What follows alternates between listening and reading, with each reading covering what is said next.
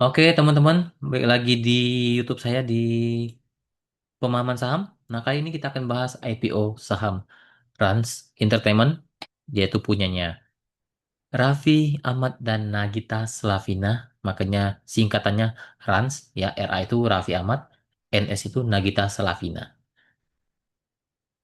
Nah, perusahaan ini perusahaan apa sih? Perusahaan yang bergerak di bidang apa sih? Yaitu ekosistem media, hiburan, dan IP. Ya, kita tahu lah kalau Raffi Ahmad itu bergeraknya pasti di hiburan dan media ya. Karena dia terkenalnya artis dari dulu ya. Udah lama sekali.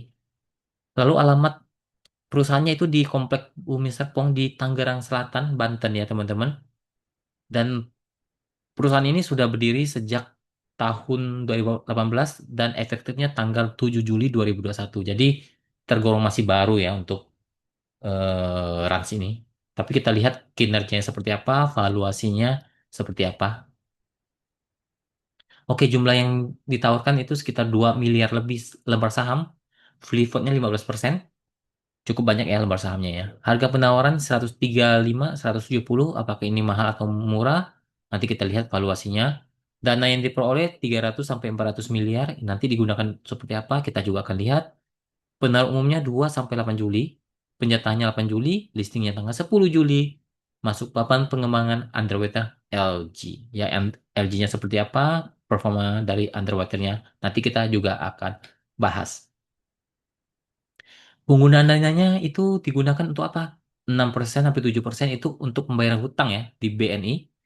Sekitar 18% lebih itu untuk belanja modal ya, pembangunan wahana bermain bernama Cipung Land. Ya, Cipung Land nanti akan dibuat dengan menggunakan dana IPO ini sekitar 18% lebih. 37% lebih digunakan untuk belanja operasional. 8% lebih digunakan untuk membentuk usaha baru ya, bernama atau partner usaha yaitu PT Fitlock Global Technology ya, atau pengembangan bisnis teknologi berbasis AI.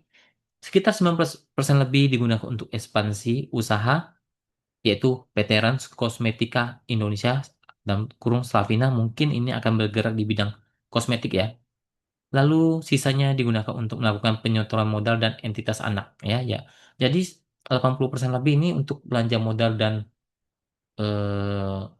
modal kerja ini cukup oke lah menurut saya, untuk pengembangan usaha cukup oke lah dana yang dipakai ya.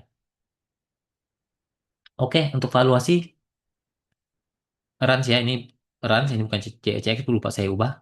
Jadi Rans ini di 135 sampai 170 ya. BV-nya berapa sih? Harga sebenarnya itu sebenarnya harga Rans ini per lembar saham itu sekitar Rp27 saja teman-teman. Jadi cukup mahal secara valuasi ya, karena ini secara harga BV-nya itu cuma Rp27, tapi ditawarkan di 135 paling murah dan 170 harga tertingginya. Jadi PVV-nya itu yang 4 kali, hampir 5 kali di 135 dan lebih dari 6 kali di 170. Jadi PVV-nya menurut saya ini cenderung standar lah ya, standar, cenderung mahal ya.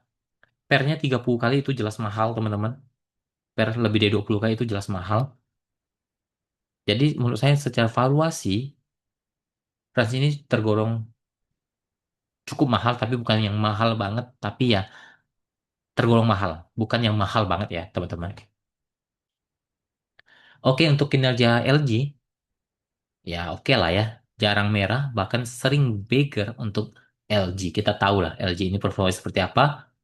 Bahkan 2025 itu luar biasa CBDK 5 kali, CDI 11 kali, main 4 kali itu wow ya. Lanjut di emasnya 1 kali, pisatnya 5 kali, supanya 3 kali. Jadi di tahun 2025 sahamnya semuanya arah. Bahkan ada yang beggar untuk kinerja LG. Ini bagus ya untuk LG. Oke, kesimpulan untuk Rans ya 2023 sampai 2025 cenderung mengalami penurunan. Teman-teman bisa lihat saja di laporan keuangannya, di prospektusnya. Teman-teman silakan baca. Underweight LG bagus ya, udah jelas bagus. IPO naik bahkan sampai arah. Penggunaan dana oke lah ya, 80% ke atas untuk modal kerja dan belanja modal, pembayar hutangnya tidak terlalu besar, jadi cukup oke. Valuasi ya tergolong sedikit mahal, bukannya mahal banget, tapi bukan murah, jadi tergolong sedikit mahal. Perusahaan di bidang media, jelas hiburan dan IP.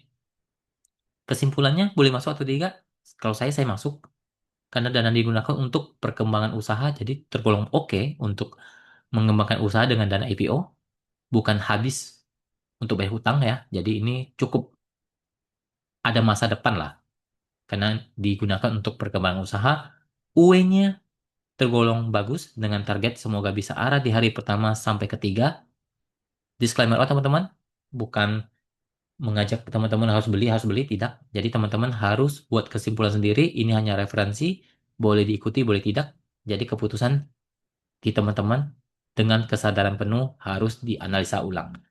Oke teman-teman, terima kasih. Semoga bermanfaat. Salam cuan.